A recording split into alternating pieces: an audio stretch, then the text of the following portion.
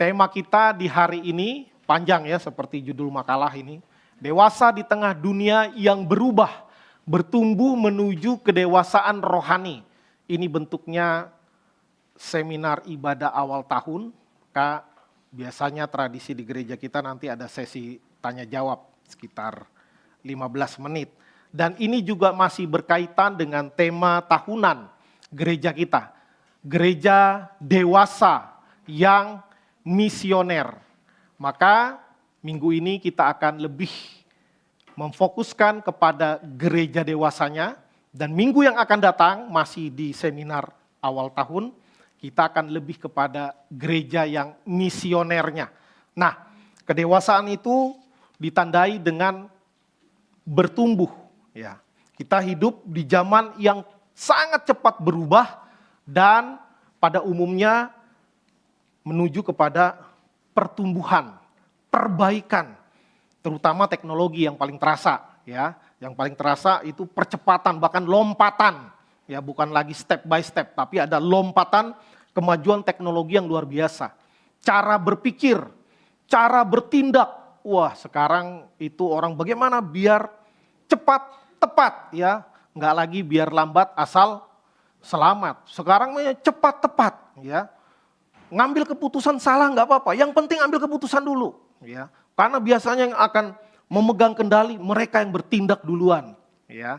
Sebelum diserang, serang duluan, itu namanya serangan preemptif gitu ya, alasan-alasan negara-negara yang bertikai, ya. Demi katanya mau melindungi, dia serang negara lain. Nah, jadi itulah cara orang zaman sekarang, cepat sekali mengambil keputusan. Dan mau tidak mau, perubahan demi perubahan ini sedikit banyak juga terjadi di dalam organisasi apapun itu. Baik di pemerintahan, baik di gereja. Ya, jadi sebagian bisa diadopsi, ya, diadaptasi. Ya contohnya alat musik. 100 tahun yang lalu nggak ada alat musik elektrik. Ya, nggak ada. Zaman sekarang gereja mana yang nggak pakai alat musik elektrik? Ya. Wah kami alat musiknya piano saja, tidak pakai yang elektrik, tapi pembicaranya pakai speaker yang bagus sekali kualitasnya. Ya, yang pakai alat elektronik, ya kan? Lampu, zaman dulu nggak ada lampu, makanya gereja pakai kaca patri semuanya, besar-besar, penuh dengan kaca patri supaya apa? Supaya bermandian cahaya. Ya. Tapi zaman sekarang nggak mesti kaca patri, ya. Tanpa kaca pun gereja tetap terang. Karena ada lampu, makin kesini lampunya makin lampu yang hemat biaya, tapi tetap terang. Nah, jadi gereja juga mengadaptasi perubahan-perubahan yang terjadi. Tetapi tentu tidak semua pertumbuhan itu positif. Ya, kalau Anda ke dokter, lalu dibilang dokter, Pak, benjolan di ketiak Bapak sudah bertumbuh. Ya, sudah bertumbuh. Bahaya Pak. Wah itu bukan sesuatu yang melegakan. Itu sesuatu yang menakutkan. Ya seperti pengalaman istri saya berapa tahun lalu itu. Wah di rahimnya. Oh miomnya sudah bertumbuh. Ya. Jadi ini udah harus dioperasi. Nggak bisa lagi cuman makan obat. Wah itu pertumbuhan yang mengkhawatirkan. Nah, sekarang yang kita mau fokuskan tentu pertumbuhan yang positif. Pertumbuhan yang positif. Ya. Nah, jadi dunia terus berubah tentu. Itu udah pasti. Tidak mungkin tidak. Dan gereja mau tidak mau harus adaptif dalam standar tertentu. Ya. Tidak semua perkembangan diikut-ikutin. Karena tidak semua perkembangan itu dibutuhkan. Atau kompatibel dengan pelayanan di gereja. Ya, tentu tanda kedewasaan adalah ada pertumbuhan. Ya, ciri-ciri makhluk hidup kan salah satunya bertumbuh. Ada di antara kita sini yang lahir langsung dewasa? Ya, kita bukan seperti brownies yang jadinya langsung gede gitu ya. Enggak, pasti setahap. Biarpun ada yang pertumbuhannya cepat, ada yang pertumbuhannya lambat. Ada yang pertumbuhannya sampai 2 meter, ada yang pertumbuhannya berhenti di 170 cm. ya. Setiap orang beda-beda. Tetapi semua orang yang dewasa pasti bertumbuh. Nah, masalahnya di dalam fisikal atau pertumbuhan fisik dan pertumbuhan rohani itu tidak seiring sejalan. Maaf nih, mulut saya kering. Tidak seiring sejalan, ya. Baik itu secara spiritual, baik itu secara mental. Jangan heran zaman sekarang bisa anak sudah usia 16 tahun kalau minta uang nggak dikasih bisa uring-uringan, ya, bisa guling-guling. Apalagi kalau lagi ada tamu, bisa kalau ada tamu orang tua kalah, ya. Ntar diomongin orang, udahlah anaknya pinter ya. Kalau ada tamu kita bisa bertingkah karena papa mama pasti ngalah, ya. Tapi ngalah bukan berarti kalah, tunggu pembalasanku gitu ya kata orang tua. Ntar tunggu tamu pulang, kita perhitungkan kembali. Nah, jadi kedewasaan atau umur yang bertambah biasanya kan dibilang tanda dewasa umur 17. Kalau secara fisik iya pada umumnya. Tetapi secara mental, apalagi secara spiritual tidak serta-merta. Karena itu jangan heran orang yang udah puluhan tahun jadi Kristen, ya, nggak banyak perubahan selain cuma tambah uban doang. Ya. Ada yang seperti itu. Sebaliknya ada yang mungkin secara fisik, ya misalnya anak baru umur 18 tahun tapi pembawaannya sangat dewasa. Ya, baik dia di dalam bergaul, baik dia di dalam menyatakan pendapat, bahkan di dalam perdebatan, ya elegan sekali. Ada orang-orang yang seperti itu. Itu artinya apa? Kedewasaan dia secara mental baik sekali.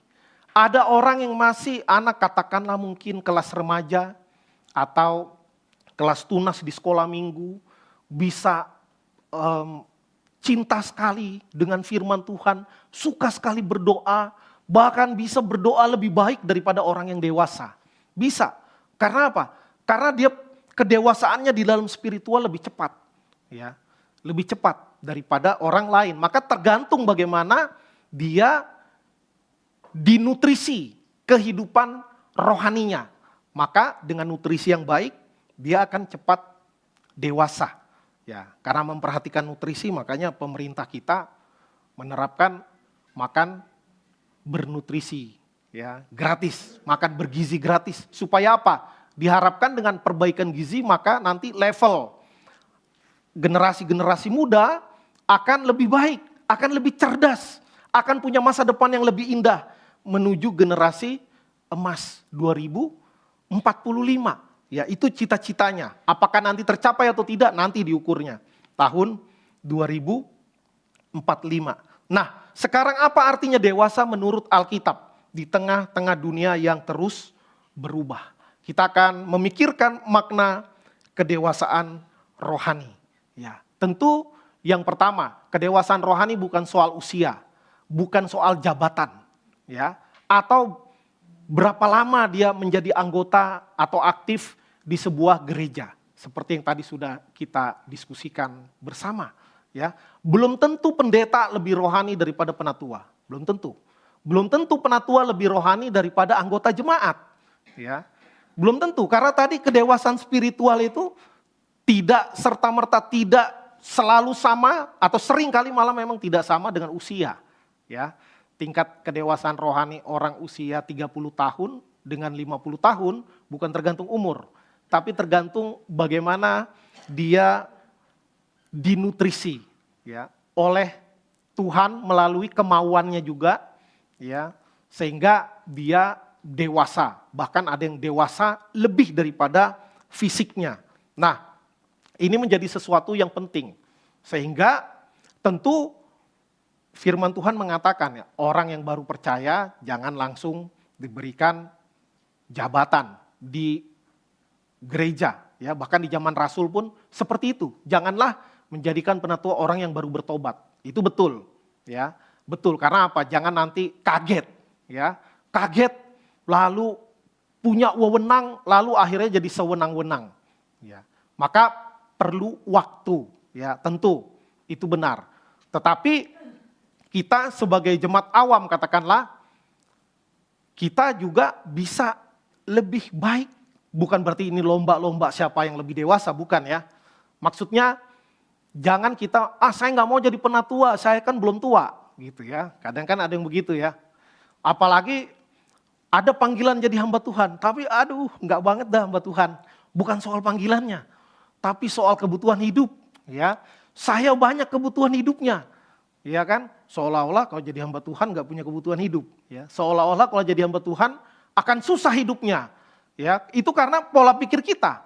Ya, kecuali mungkin kita berasal dari gereja yang kalau pendeta pasti mobilnya SUV. Nah, SUV-nya juga bukan yang kaleng-kaleng. Ya, kalau gitu mungkin jadi banyak yang pengen jadi pendeta ya. Kalau di GRI saya lihat sejauh ini nggak banyak orang mau jadi pendeta. Karena ya apa yang dilihat itu ya nggak menarik.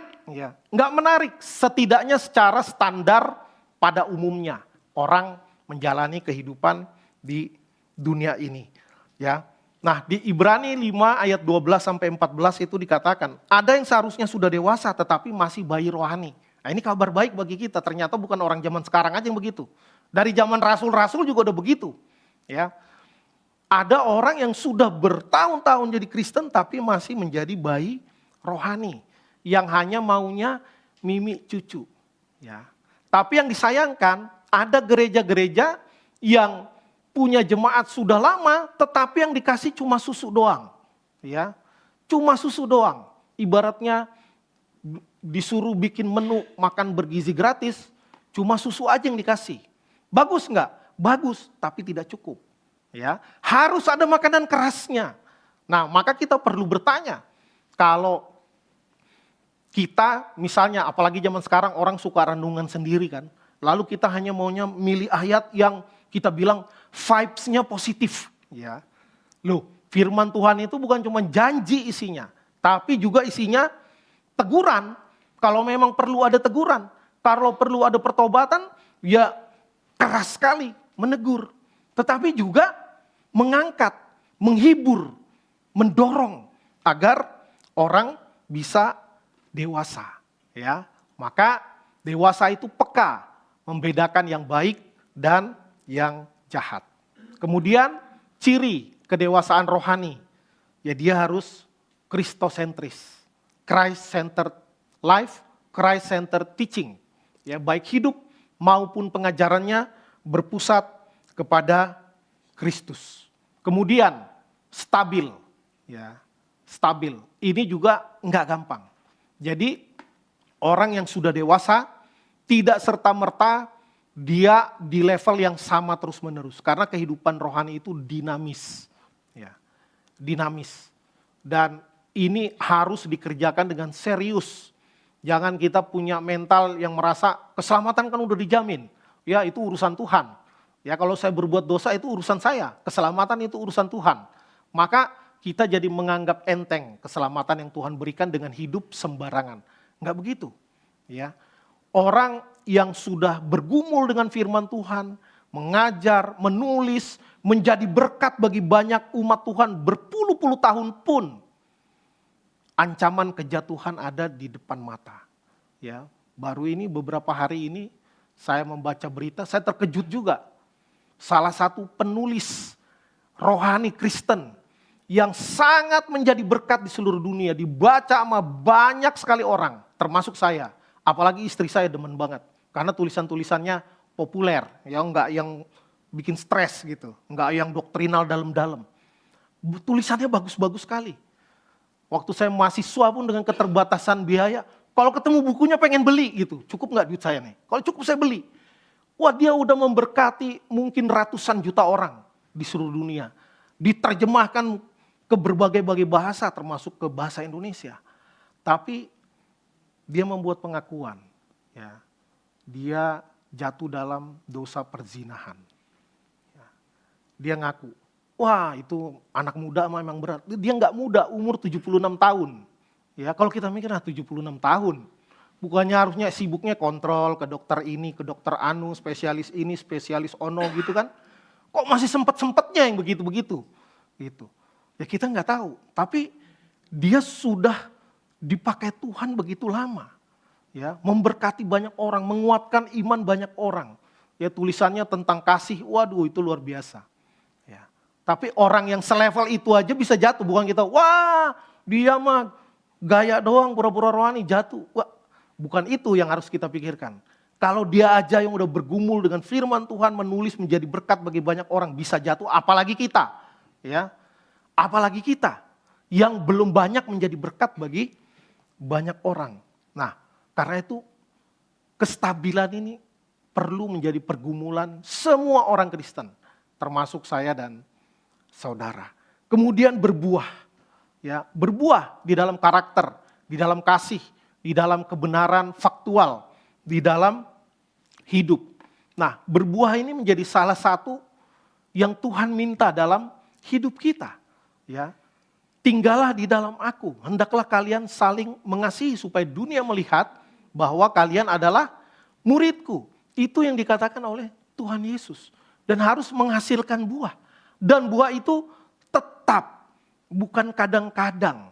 Ya, bukan musiman-musiman. Loh kan ada buah musiman. Yang dimaksud Tuhan buahnya seperti pepaya yang terus berbuah. Ya, terus berbuah. Mau ini bulan Januari, mau bulan April, mau bulan Desember, dia terus berbuah.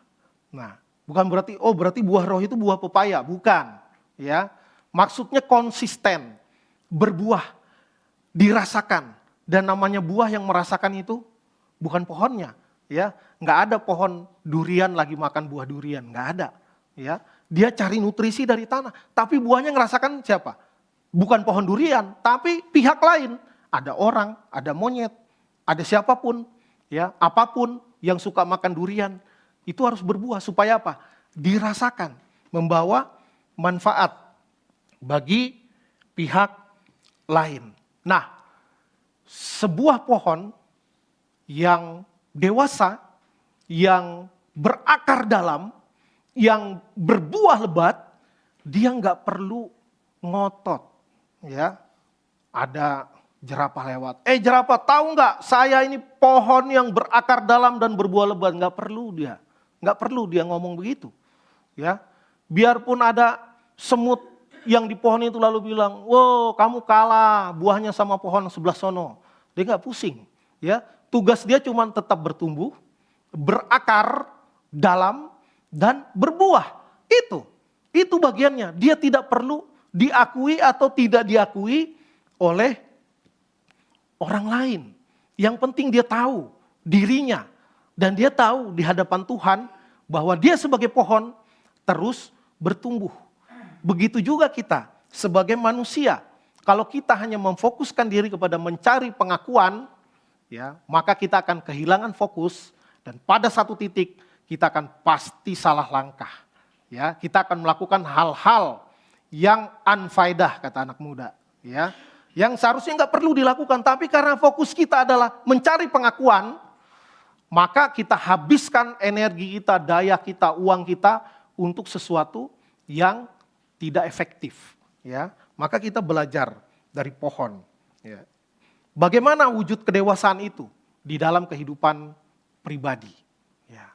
Bagaimana kita memberikan pengaruh positif di tengah-tengah komunitas, ya. Ini tanda, ya, kalau Bapak Ibu Saudara kemarin datang ke Natal Yayasan Mika, ini disinggung. Bagaimana ada tanda pertobatan, ada tanda lahir baru, harus melakukan sesuatu. Nggak cukup saya udah selamat, udah selesai. Nggak cukup situ, harus melakukan berbagai-bagai kebaikan, kebajikan di dalam hidup. Maka hidup Kristen itu harus kelihatan, bukan karena mau pamer ya, bukan karena mau pamer, bukan karena mencari pengakuan, tetapi harus kelihatan, harus aktif, tidak boleh pasif. Nah, maka tidak bisa berhenti hanya kepada pemberitaan mimbar. Ya. Kemarin ditekankan, what's next? Apa langkah selanjutnya? Abis ini mau apa? Mau kemana? Ya. Dalam hubungan aja ditanya gitu kan, mau dibawa kemana hubungan kita? Anak muda lanjutin nanti ya. Nah, dari C lagunya. Nah, enggak ya, saya enggak tahu kuncinya.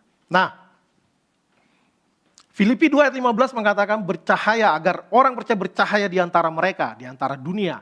Supaya mereka seperti bintang-bintang. Ya, bintang-bintang itu enggak pernah berhenti bercahaya. Ya, dia bukan bercahaya pada jam-jam tertentu, walaupun kita ngelihatnya pada jam-jam tertentu saja.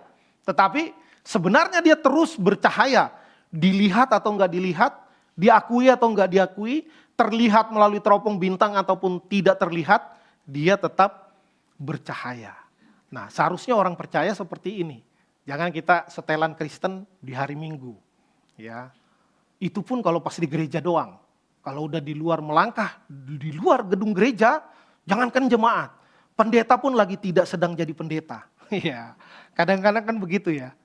Wah, saya pendeta sih pendeta, tapi di sini saya pendekar katanya. Waduh, kalau udah nggak tahan emosi misalnya.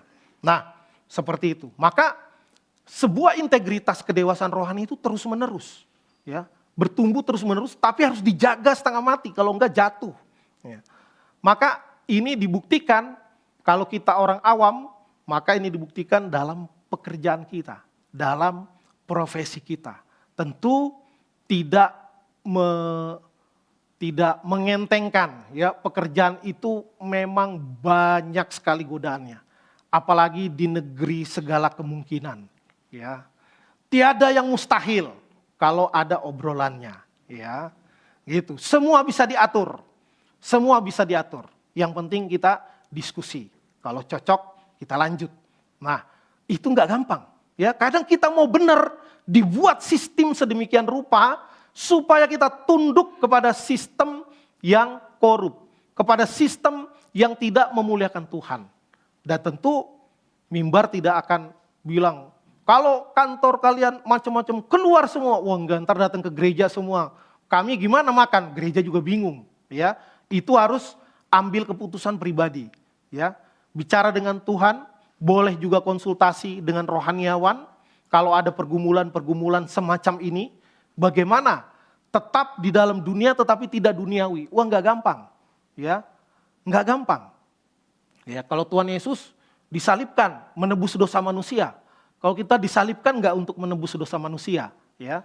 Tapi pastikan kalau kita menderita di dalam dunia bukan karena kesalahan. Tapi kalau karena Kristus, karena Injil, wah itu kehormatan. Itu kehormatan. Ya, kemarin juga disinggung di khotbah. Tuhan Yesus berdiri ketika Stefanus akan dirajam. Tuhan Yesus berdiri menghormati hamba yang setia. Waduh, itu luar biasa. Ya. Nah, kesetiaan di dalam keluarga. Nah, ini juga menjadi tantangan. Karena zaman sekarang itu menjadi setia semakin sulit. Ya, saya pernah ngobrol sama seorang pelaut yang masih muda. Ya, dia terang-terangan, tapi saya suka terang-terangannya, tapi ya harusnya bisa dilawan gitu ya. Ini orang nakal yang jujur, ya, nakal tapi jujur ya. Gimana mau kita bersih Pak Pendeta, kita nggak cari dia naik ke kapal katanya. Dia ketok kamar kita, lah kita ngelihat darat aja enggak, apalagi ngelihat cewek, cakep lagi katanya. Waduh, saya bingung mau jawab apa ya, karena saya nggak pernah jadi pelaut, ya kan. Kalau Pak Pendeta sih ketemu istri setiap hari. Lah kami kadang bisa berbulan-bulan di laut, lihat daratan juga enggak. Kita nggak cari dia naik ke kapal, katanya. Saya juga, iya ya susah juga ya. Tapi saya kenal juga pelaut yang cinta Tuhan. Yang begitu diusir, wah kebetulan dia kapten kapal. Wah saya salut, ini yang begini baru ketemu. Yang begini baru ketemu. Kalau ada yang naik dia usir, pergi kalian. Dari sini, saya kapten. Waduh, kapten gini kalau bisa dikembangbiakan. Ya, dikembangbiakan. Karena nggak mudah menjadi orang Kristen yang dewasa di tengah-tengah dunia yang semakin kacau, yang semakin bengkok. Ya, apalagi orang zaman sekarang paling jago mencari dasar-dasar untuk melakukan dosa. Ya, ini bukan kejahatan, kalau sekali namanya rekreasi katanya. Ini rekreasi doang, nggak ada ikatan apa-apa, nggak bawa HP, nggak ada CCTV, aman, tetap tersimpan. Nanti tinggal hari Minggu ada pengakuan dosa di gereja. Waduh, ya manusia pandai sekali membuat retorika. Hati-hati. harus setia, betapapun susahnya, ya, betapapun susahnya harus menjaga kekudusan di dalam rumah tangga. Kerendahan hati dalam perbedaan. Wah, ini juga nggak gampang. Ini sejarah gereja nanti kita singgung juga. Nggak gampang, dulu beda ajaran bisa main kutuk-kutukan. Bukan main, ini ngutuk beneran maksudnya. Ya, beda doktrin, sesat katanya. Masuk neraka, waduh. Ya, karena zaman dulu teologinya maju, tapi mungkin kurang belajar sosiologi, kurang belajar tepo seliro, ya, kurang belajar toleransi, karena zaman itu modelnya begitu semua. Sikat, ya, bangsa lawan bangsa, serang kita kuasain, begitu modelnya. Kalau sekarang kan ada PBB, ada Komnas HAM, wah makin meningkat dalam sisi-sisi tertentu. Justru sekarang teologi yang kurang mendapat tempat, ya. Bahkan kalau khotbah doktrin, alah bosan banget, ya. Udah kayak kuliah nih, kita mau yang enteng-enteng aja, ya. Enteng-enteng aja. Ya. Kalau dapat gaji, amplopnya enteng-enteng malah nggak seneng kan? Nggak seneng. Saya maunya yang berat-berat gitu ya, kalau amplop gaji. Tapi kalau khotbah, saya maunya yang ringan-ringan. Wah, kita pun kadang nggak adil. Yang nggak adil dalam menjalani kehidupan. Selanjutnya, bagaimana menjadi orang Kristen yang dewasa? Yaitu hadir dan peduli tanpa kehilangan identitas. Terlibat dalam dunia pendidikan, sosial, budaya, ekonomi. Ya, gereja kita melalui pendiri, mendiang pendeta Bigman, memikirkan ini sejak awal. Bagaimana gereja tidak bisa hanya gereja saja. Dia harus memberikan impact di segala bidang. Karena itu berdiri Yayasan Mika, Yayasan Pama.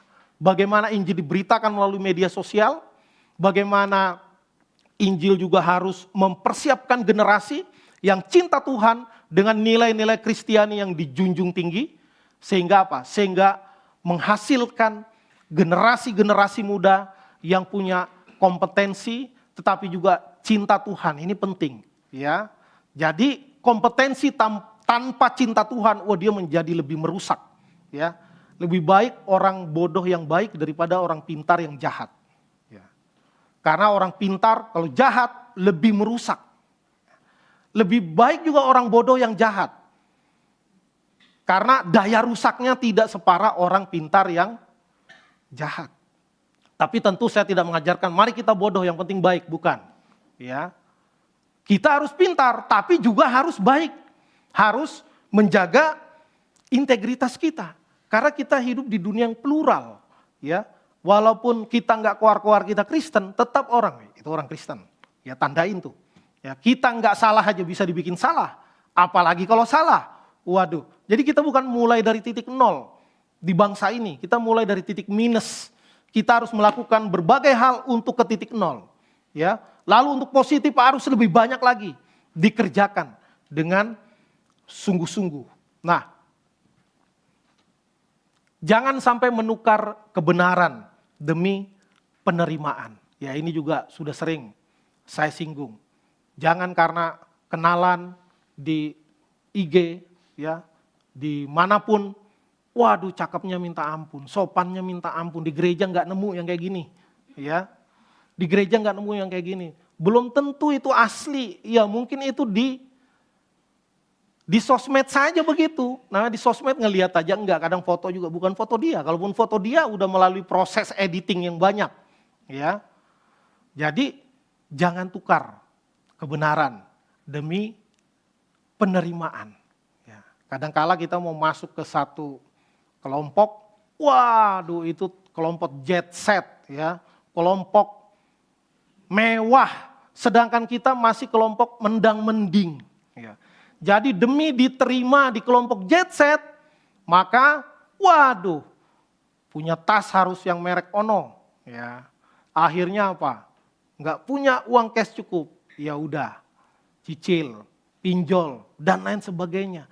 Soalnya saya pengen foto dengan mereka, saya mau posting di sosial media saya, ya akhirnya demi diterima di sebuah kelompok kita tidak bijaksana, akhirnya hidup berantakan. Ya, karena sesuatu yang tidak perlu dan tidak penting. Ya, orang dewasa rohani bisa berelasi dengan dunia tanpa harus menjadi sama atau apalagi menjadi duniawi, ya. Dibilang itu menjadi di dalam dunia tetapi tidak duniawi. Lalu bagaimana gereja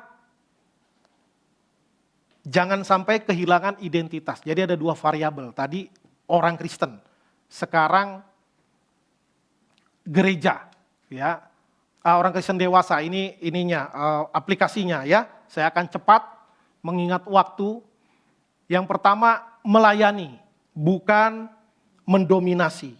Kadangkala kita melayani, apalagi kalau kita banyak tahu, kita banyak pengalaman, maka ada kecenderungan, tidak pasti, tapi ada kecenderungan kita mau mendominasi, baik di dalam tindakan maupun di dalam perkataan. Ya, ini menjadi kecenderungan semua orang. Dan semua orang akan bergumul dengan hal itu. Bagaimana kita melatih diri untuk menjadi pelayan yang rendah hati, menjadi pembawa damai, bukan pemaksa damai. Ya, kadang damai itu bukan karena keadaan natural, tapi karena dipaksakan. Ya, seperti yang baru terjadi ini beberapa hari lalu, ya kan? Kami melindungi negara kami dari jaringan teroris internasional yang dilindungi oleh si Anu. Ya, maka kami harus tangkap dia. Ya, udah ditangkap, lalu dibilang negara lain jangan coba-coba ikut campur. Ya, ini masalah keamanan dalam negeri. Jutaan rakyat kami terbunuh karena narkoba. Ya, kalimat berikutnya, kami sudah menyiapkan sekian ribu triliun untuk investasi minyak dan kami akan kelola minyaknya. Loh, apa hubungannya sama teroris? Apa hubungannya sama narkoterorisme? Tiba-tiba kalimat lanjutannya investasi minyak. Ya, maka ini seperti damai yang dipaksakan. Jangan coba-coba. Saya punya nuklir. Pencet sekali negara mau hancur. Nah, itu sebenarnya damai yang bukan sejati. Damai yang dipaksakan. Tapi itulah dunia ini. Ya, dunia ini sering begitu. Siapa yang punya senjata, siapa yang punya uang paling banyak, siapa yang nyimpen emas paling banyak, ya, maka negara itu lebih bisa banyak ngomong. Ya. Lalu kalau negara kita sebatas turut prihatin, sangat disayangkan, ya, karena kita lemah lembut sopan santun, ya, dari dulu begitu.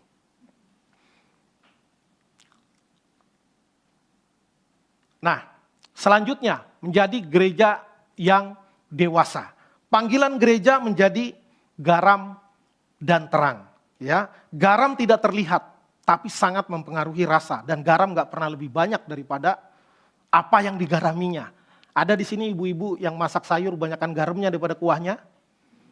Nggak mungkin, ya, nggak mungkin. Saya nggak ahli masak, tapi saya pernah lihat istri saya masak, mama saya masak, nggak pernah garamnya lebih banyak daripada kuah sayurnya.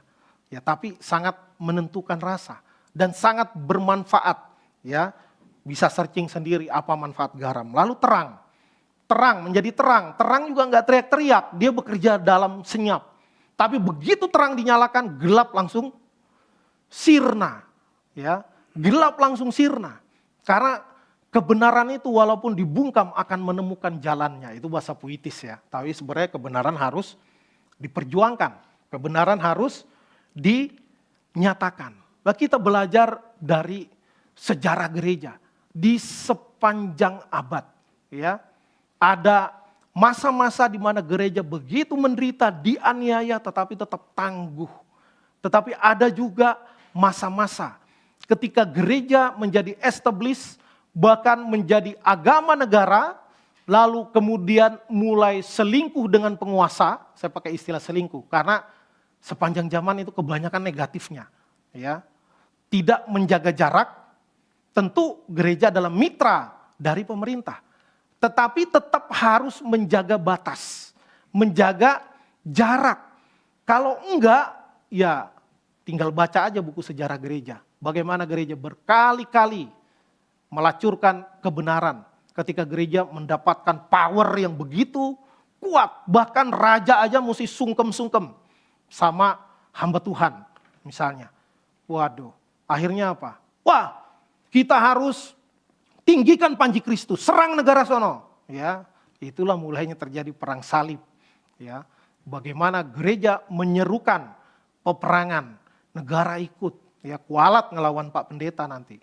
Ya, padahal pendeta belum tentu benar, ya pendeta belum tentu benar, perlu dikaji, perlu dialektika, perlu didiskusikan. Itulah yang terjadi di sepanjang sejarah gereja. Karena itu sejak zaman modern, gereja sudah tahu kesalahan demi kesalahan. Harus ada pemisahan antara gereja dan negara. Gereja menjalankan fungsi kenabian, sedangkan negara juga memberikan perlindungan yang adil bagi gereja, bagi umat Tuhan, maupun semua kepercayaan yang ada di sebuah negara.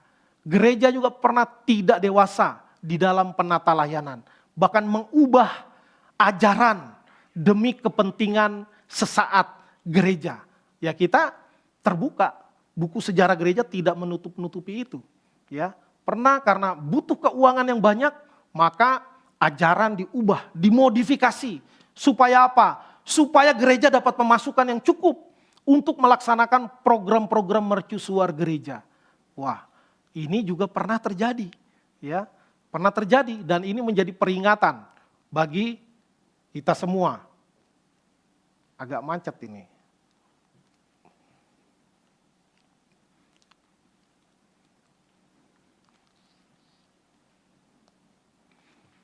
Ya, gereja juga pernah dikendalikan oleh penguasa. Gereja pernah dikendalikan oleh penguasa. Dan ini juga jangan sampai terjadi. Ya, ketika misalnya siapa yang mau jadi pimpinan di gereja atau ketua sinode tertentu, wah harus minta restu presiden.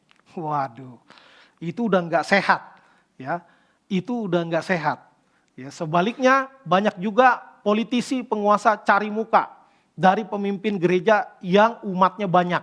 Ya, makanya nggak ada capres datang ke GRI, nggak ada. Ya, satu gereja GRI nggak nyoblos dia tetap menang dia. Ya, tapi kalau umat jemaat GRI ada 15 juta orang, wah pasti prioritas. Pak Pendeta, kapan boleh datang ke gereja? Mohon doa restu. Wah tiba-tiba jadi rendah hati. Ya, tiba-tiba jadi rendah hati.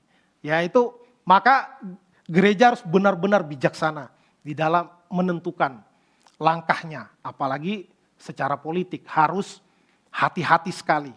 Ya, nah ini tadi udah saya jelaskan. Jadi gereja pernah dikuasai oleh pemerintah, tapi juga gereja pernah menguasai jalannya perpolitikan. Dan akhirnya kacau semua. Ya, akhirnya kacau semua. Ketika gereja mencari keamanan dari dunia, gereja sering kehilangan suara kenabiannya. Wah, di perjanjian lama juga terjadi ketika orang Israel tidak mengandalkan Tuhan, tapi mencari perlindungan dari aliansi negara yang kuat secara militer. Kalau nggak mengandalkan Tuhan, mau bergantung kepada negara manapun juga yang kuat, disikat sama Tuhan. Tuhan bangkitkan yang lain. Bangkitkan yang lain untuk menghancurkan Israel. Ya. Nah ini terus terjadi, menjadi peringatan bagi kita semua. Maka mari kita menjadi gereja yang dewasa. Gereja yang dewasa ditandai dengan teologinya kuat, tapi hatinya lembut. Ya, enggak zamannya lagi sekarang kopar kapir.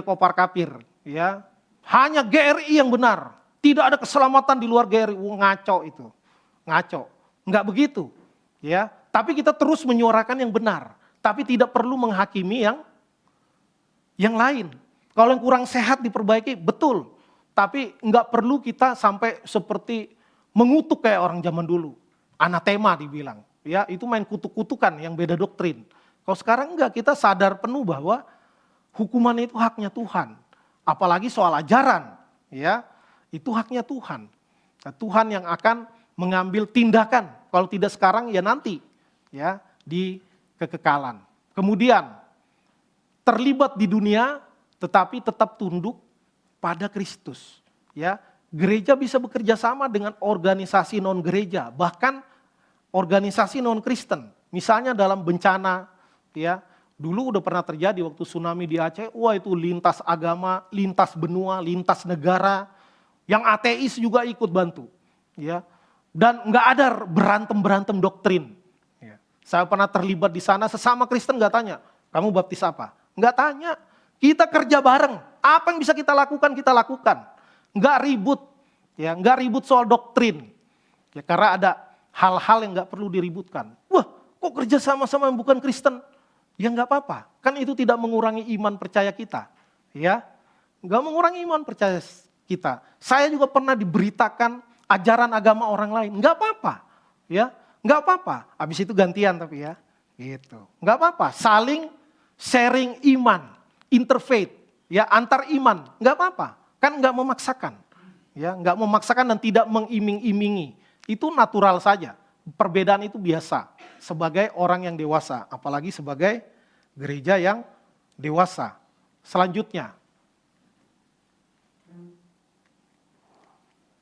boleh bantu next? Ya, relevan tapi tidak kompromistis. Nah ini penting. Ini penting. Bagaimana di tengah perubahan zaman, gereja juga harus berubah. Tapi ada hal-hal yang boleh dikompromikan. Ini kata bahaya ya, dikompromikan nanti jadi sesat dipikir. Bukan, maksudnya ada hal-hal yang bisa diadaptasi. Ya. Tetapi soal ajaran yang paling penting itu nggak bisa kompromi. Tapi casing bisa berubah-berubah. Ya, bisa berubah-berubah. Ajaran Allah Tritunggal, Kristus, kemanusiaan dan keilahian Kristus itu nggak bisa ditawar. Nggak bisa ditawar.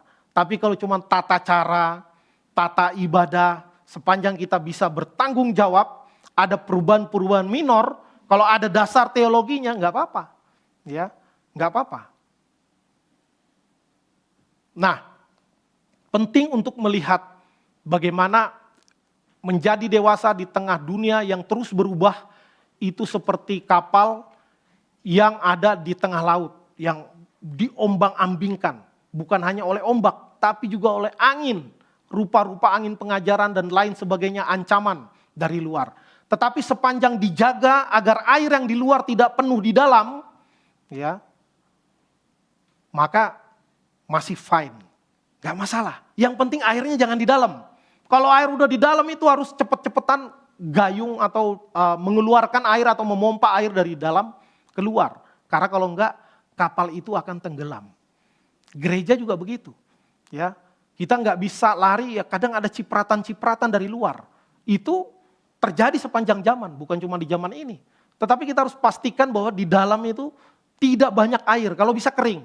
Tapi setidaknya jangan sampai air itu masuk dalam jumlah yang cukup untuk menenggelamkan kapal. Karena itu penting sekali. Bagaimana langkah praktis menjadi orang Kristen atau juga menjadi gereja yang dewasa? Saya akan cepat, disiplin rohani tentu. Firman, doa, ibadah, dan sakramen. Terus dilakukan. Karena itu perintah Tuhan. Kemudian, bersedia dibentuk melalui proses. Penderitaan bukan tanda ditinggalkan Tuhan. Ya, walaupun bisa jadi. Ini tergantung karena apa menderitanya. Tapi menderita karena kebenaran bukan tanda ditinggalkan Tuhan. Seringkali itu menjadi alat pendewasaan. Orang yang bertahan dalam penderitaan menjadi upgrade, tapi orang yang melakukan kejahatan akan mendapatkan balasannya. Ya, gereja-gereja di zaman Rasul menderita, hampir semua menderita. Tapi apa? Mereka upgrade iman, makin militan, makin kuat, makin tahan banting. Tetapi penguasa yang menganiaya gereja itu akan diperhitungkan oleh Tuhan. Kalau kita tarik kepada konteks kita, mungkin kita di kantor dimusuhin, ya, di kampus, di sekolah, mungkin kita dimusuhin karena tidak bisa bekerja sama, ya dianggap. Kamu bukan tim player, ya, lain sendiri, agak lain kau, bilang gitu. Lalu kita merasa, kok saya jadi batu sandungan di sini, udah saya ngikut aja lah apa yang kata mereka, ya. Wah itu keliru, ya keliru. Tetapi harus ambil keputusan dan pertimbangkan masing-masing. Ya, mungkin kita bisa mengambil ilustrasi seperti ikan di laut. Di laut itu ikannya asin. Airnya asin. Saya pernah di laut ikut nelayan, mancing cumi-cumi. Ada yang mancing ikan, dapat ikan selar, dapat cumi, langsung goreng, nggak pakai bumbu-bumbu rahasia. Enak dagingnya loh, enak beneran, manis. Pak, nggak manis kayak gula ya, tapi enak banget itu. Padahal air laut itu asin loh. Ya, jadi seperti ikan di laut yang asin tetapi tidak menjadi asin. Tapi kalau ada ikan asin itu setelah meninggal. Ya, hanya ikan meninggal yang jadi ikan asin. Ya, ikan hidup enggak mungkin asin. Ya, jadi seperti itu. Jadi ada yang melindungi. Itulah firman, doa, ibadah, dan sakramen. Ya, Yakobus mengatakan penderitaan itu Tuhan sering kali pakai untuk menjadi alat untuk mendewasakan. Hidup dalam komunitas yang membangun. Hidup dalam komunitas yang membangun, tidak semua yang bicara manis-manis. Ya, sama seperti murid di dalam kelas. Guru tidak selalu ngomongnya manis-manis. Ya, apalagi kalau kita udah level SMA misalnya. Ya, guru enggak, kenapa nak? Kok kamu enggak ngerjain PR lagi? Wah, kamu sibuk ya? Ya. Enggak akan gitu lagi guru SMA. Kamu udah 17 tahun, bagaimana nanti? Nadanya, pilihan diksinya udah beda. Ya. Dan itu guru yang baik. Ya. Itu guru yang baik. Harus bisa menegur. Tetapi guru yang baik juga harus menerima kritikan dari muridnya. Boleh enggak Bu? Boleh enggak Pak? Begini, begitu, begini, begitu. Nah, itu guru atau pemimpin yang bijaksana. Jadi siap mengkritik, siap dikritik. Nah, biasanya orang yang jago mengkritik paling susah dikritik. Orang yang paling suka menasehati, orang yang paling susah dinasehati. Ya. Biar adil ke saya juga. Orang yang paling suka berkhotbah, paling susah dikhotbahin. Ya, nanti dibilang, ini enggak sistematis nih. Ya. Bayangkan kalau Yohanes Pembaptis ada di zaman ini, pasti kita semua kritik. Khotbah tiap minggu itu aja, bertobat, memberi diri dibaptis, Tuhan akan mengampuni dosamu. Ya, yang kemarin disinggung di dalam khotbah. Itu doang deh khotbah. Ya, kalau kita sekali dengar, wah kita langsung memberi diri dibaptis. Habis itu dengar minggu depan gitu lagi khotbahnya. Nggak ada perkembangan nih Pak Pendeta khotbahnya, langsung gitu kita kan. Langsung kita jadi hakim bagi dia. Padahal dia khotbah begitu terus karena orang nggak mau tobat-tobat. Ya. Orang nggak mau tobat-tobat. Kalaupun udah mau tobat, nggak mau dibaptis. Dan nggak mau lagi melakukan tanda-tanda kelahiran baru. Nggak mau bertumbuh. Makanya ditekan terus sama Yohanes Pembaptis.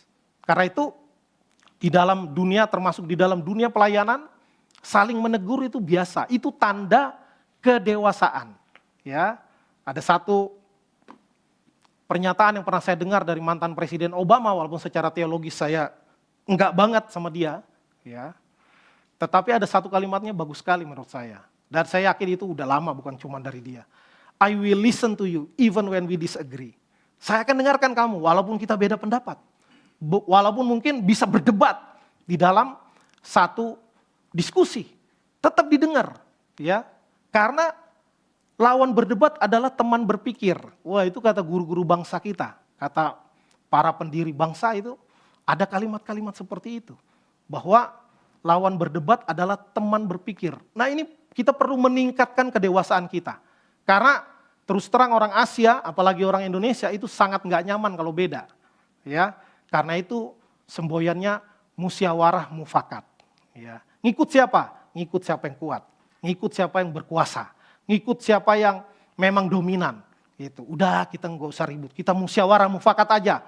Setuju, setuju. Ya, kayak zaman Orde Baru kan gitu semua. Nggak ada ribut-ribut tuh di DPR. Kompak semua. Kompak. Ngikutin penguasa. Padahal berbeda itu nggak apa-apa. Malah dialektika itu membangun kedewasaan dan kemajuan peradaban. Kalau kita mau jujur, teologi sistematika semakin bagus, semakin dalam karena apa? Karena banyak ajaran sesat. Ya, diserang dari sini, orang mikir. Di kekristenan dipertanyakan gini, dipikirin, oh ini jawabannya. Ya, ini jawabannya diformulasi dari ayat-ayat Alkitab. Ya. Jadi serangan-serangan itu bisa mendewasakan kita, menolong kita menjadi lebih baik. Jadi ayo kita bangun kebudayaan, ya, dewasa tidak mesti harus sama. Ya. Contoh dari keluarga itu jelas sekali. Ada nggak di sini orang tua yang sudah punya anak, anaknya sudah menikah, dan sudah punya cucu, tapi kita nggak boleh anak kemana-mana, nggak boleh. Di sini aja, ini rumah kita, kita keluarga. Ya, seperti semboyan di film Avatar, Fire and Ash. Ya, apa tuh dibilang? Suli stick together. Ya, keluarga Suli tetap bersama-sama. Ya, apapun yang terjadi, ya itu tentu oke. Tetapi pada titik tertentu, anak kandung kita pun yang kita sayangi, yang kita pelihara dari kecil dengan sebaik-baiknya, kita perlengkapi dengan sebagus-bagusnya, pada satu saat pergi juga. Ya, kalau orang Batak itu anak perempuannya nikah, lagu Borhat Madainang, pergilah putriku. Pergilah sambil nangis tapi ya. Bukan aduh akhirnya pergi juga, puji Tuhan, gak gitu. Kalau itu berarti bandel putrinya ya. Ya. Ada satu ketika kadang harus berpisah. Berpisah bukan musuh ya. Nanti tiap Natal tahun baru datang. Ya, kalau kamu nggak datang, apa yang kunjungi kamu? Nah, seperti itu. Jadi itu tanda kedewasaan. Nggak perlu harus selalu sama, nggak perlu harus selalu seragam, nggak perlu harus selalu serumah, tapi frekuensinya tetap sama. Melayani Tuhan demi hormat dan kemuliaan bagi nama Tuhan. Saya cukupkan sampai di sini, mungkin ada 1-2 pertanyaan, dipersilakan.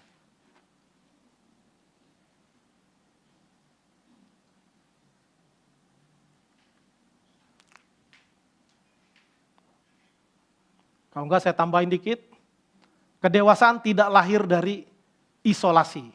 Ya, itu tadi yang contoh keluarga. Ada waktunya anak kita keluar dari rumah. Jangankan untuk menikah, kadang untuk sekolah aja harus keluar dari rumah. Nah itu baik, jangan dikandangin terus.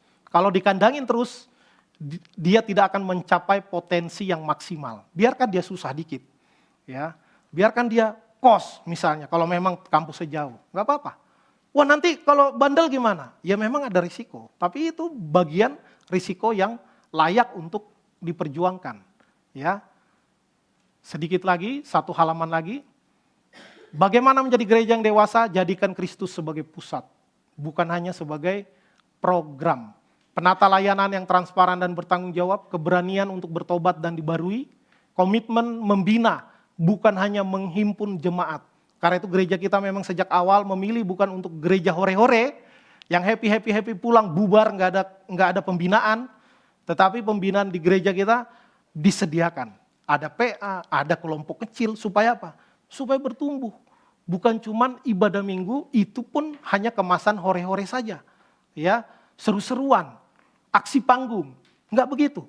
Ya, walaupun ya boleh-boleh saja kalau bisa dilakukan, tetapi pembinaan ini yang serius digarap oleh gereja kita. Dan peka terhadap dunia, jangan tutup mata terhadap apa yang terjadi di sekitar kita. Jangan kita anti politik. Wah itu dunia, saya cukup baca Alkitab aja. Enggak, kita perlu buka mata setiap hari. Ya, saya cukupkan sampai di sini. Tinggal 1 pertanyaan, kalau mau nanya. Kalau nggak nanya juga nggak dipaksa, ini demokrasi. Ada di sebelah kanan, dipersilakan.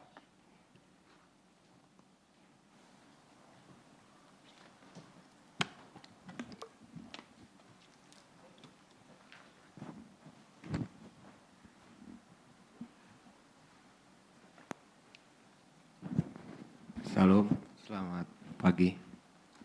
Pak Pendeta, kan dibilang gereja dan negara itu berbeda, ada batasan.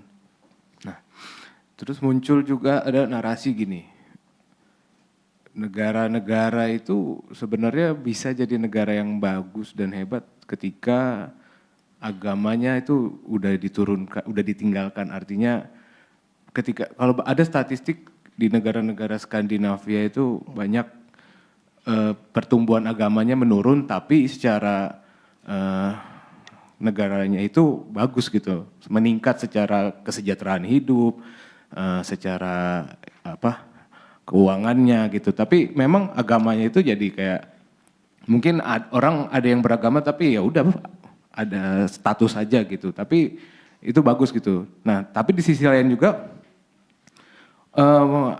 banyak di dunia ini tuh tindakan-tindakan orang yang bikin dilabelkan agama tertentu. Contoh misalnya kita sering bilang, wah ini kadang mungkin kelakuan sekelompok orang beragama, cuman ketika itu terlalu sering dilakukan, akhirnya kita cenderung mengkonteks, oh ini orang ini agamanya ini, begitu. Contoh atau enggak misalnya kayak Presiden Amerika kayak gini Donald Trump, ini menurut saya akan bikin citra kekristenan juga akan buruk gitu. Nah bagaimana gitu Pak dengan posisi seperti ini? Terima kasih. Iya, saya mau jawab begini, bahwa Eropa dan Amerika itu didirikan, apalagi Amerika ya, itu didirikan di atas dasar kekristenan yang kuat ya. Tetapi dulu nih, manusia itu cenderung semakin dia bagus, semakin dia hebat, berkuasa, pintar, banyak uang, semakin bergantung kepada diri sendiri. Maka ketika peradaban makin baik, makin maju, negara-negara Eropa, Amerika luar biasa. Ya, luar biasa.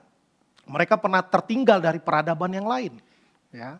Tetapi mereka sungguh-sungguh menerapkan nilai-nilai Kristiani di dalam kehidupan mereka, di dalam bangsa mereka, akhirnya negaranya merangkak naik.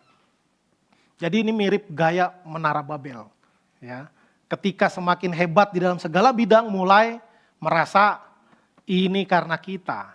Ya. Ini bukan karena Tuhan, karena kita. Tuhan mana nggak kelihatan. Ya. Tuhan nggak kelihatan. Lama-lama karena manusia mengandalkan logika, filsafat, pikiran, maka Tuhan pelan-pelan disingkirkan. Ya. Kita nggak perlu agama lagi. Kita nggak perlu Tuhan lagi. Kita mengandalkan diri kita. Kita membangun peradaban yang baik. Ya. Lalu mereka mendapatkan alasan pembenaran dengan mengatakan, lihat negara-negara yang wajib beragama. Ya. Tidak lebih baik dari kami. Ya. Mereka bisa bilang gitu. Ya, karena ya itu menjadi tamparan bagi kita.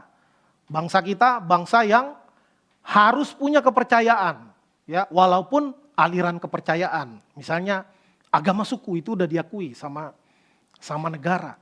Tetapi ini menjadi tantangan serius termasuk bagi gereja, ya, termasuk bagi lembaga Kristen, termasuk bagi partai Kristen. Pernah di Indonesia ada partai Kristen. Cuma hebatnya yang dibangga-banggainnya ada aturan dilarang merokok, anggota partai cuma itu doang yang dibanggain. Ya. Tetapi ketika dapat jabatan 11-12, ya memang uang gak ada agamanya ya. Ya dia diterima di semua agama, dia diterima di semua rumah ibadah. Nah sebaliknya, yang tadi tindakan Presiden Amerika, ya di khotbah aja pun saya singgung, saya tidak membenarkan itu. Tetapi kalau itu diasosiasikan oleh orang, itulah orang Kristen. Ya itu menjadi tantangan kita nggak bisa ngatur Presiden Amerika, tapi kita bisa ngatur diri kita sendiri. Ya, jangan kita jadi batu sandungan, kita harus menjadi berkat. Ya, kalau perlu kita ngomong ke orang, kita nyatakan, itu juga nggak tepat tindakannya. Saya juga tidak setuju, sebagai Kristen kita harus bisa menyatakan, tapi nggak usah dikutuk-kutuk ya, emang kita siapa?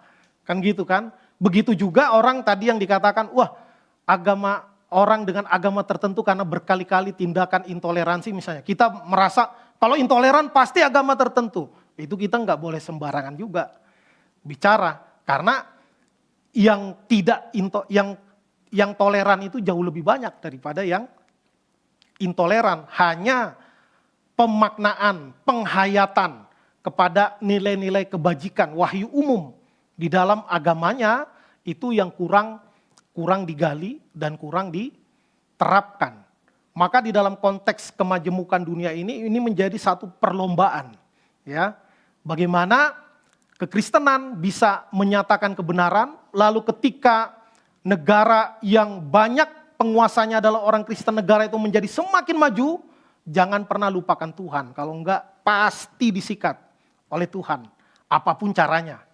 Ya, Tuhan tidak akan membiarkan manusia ciptaannya sok-sokan jadi Tuhan.